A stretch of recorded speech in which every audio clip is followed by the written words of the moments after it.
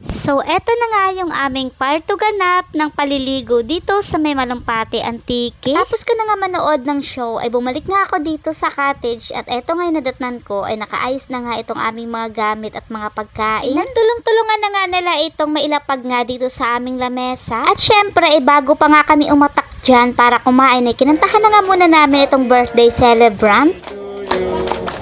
Happy birthday to you. Happy birthday to you.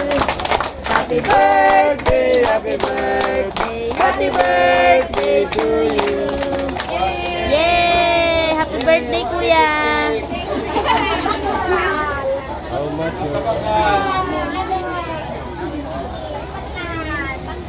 Pagkatapos na nga namin kantahan ang birthday celebrant ay eto na nga ang pinaka-exciting part. Aba-aba syempre, kainan na!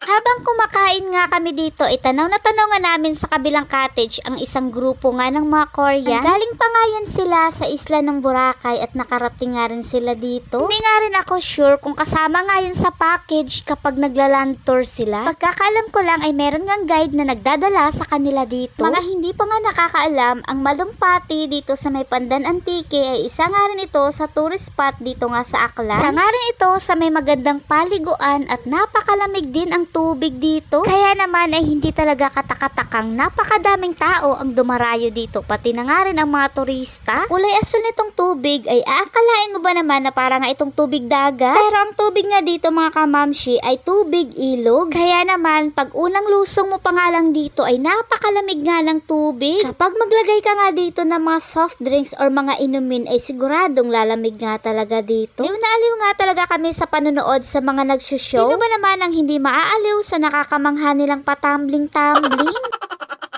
Pati nga itong mga grupo ng mga Korean ay aliw na aliw nga rin sa mga pinapakitang gilas ng mga nagtatambling. Aba-aba, sigurado, napakalaki ng tip niya. Charis. Yan nga palang sinasakyan ng mga Korean na parang salbabida at hindi ko talaga alam kung anong tawag dyan. Aking pagkakaalam ay pinararentahan yan at 200 plus something yung kanyang renta.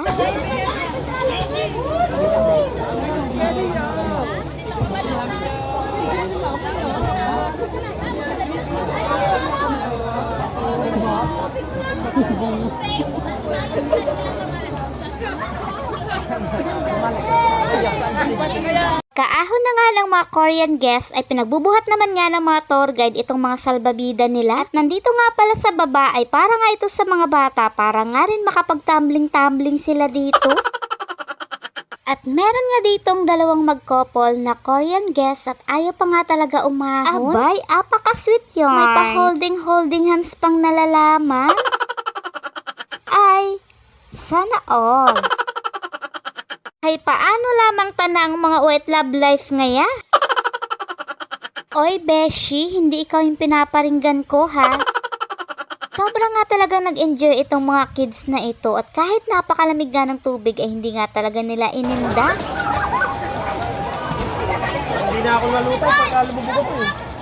At eto nga ang dalawang batang ito, Diyos ko, ay may sariling pamamaraan nga sa pagdaday.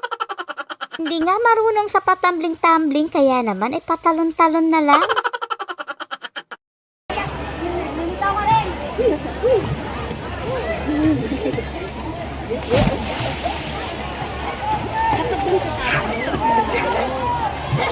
Abay, si housemate ay may sarili nga ring eksena.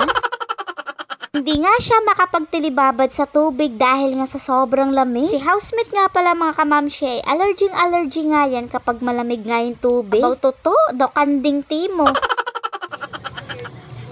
Hello, pauwi na kami.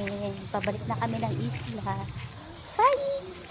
At yun na nga lang yung mga nakuha kong video sa loob dahil nga busy na nga rin ako sa paliligo. Hindi na nga talaga ako kumuha ng video habang ako nga ay naliligo dahil ini-enjoy ko nga talaga yung pagkakataon at tinanamnam ko talaga ang lamig ng tubig. Kaya isinantabi ko na nga muna yung aking cellphone para ma-enjoy ko nga yung pagkakataon na nandito nga ako sa May Malumpati Cold Spring. So ito nga yung ating birthday celebrant na tudo tawa at may pakaway-kaway pangang nalalaman.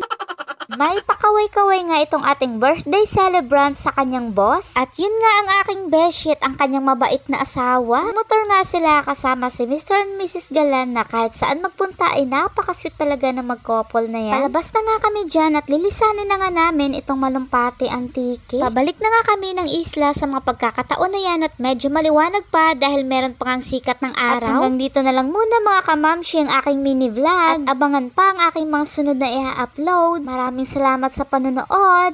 Bye! Sa mga hindi pa nakapag-follow, paki-follow po na aking page.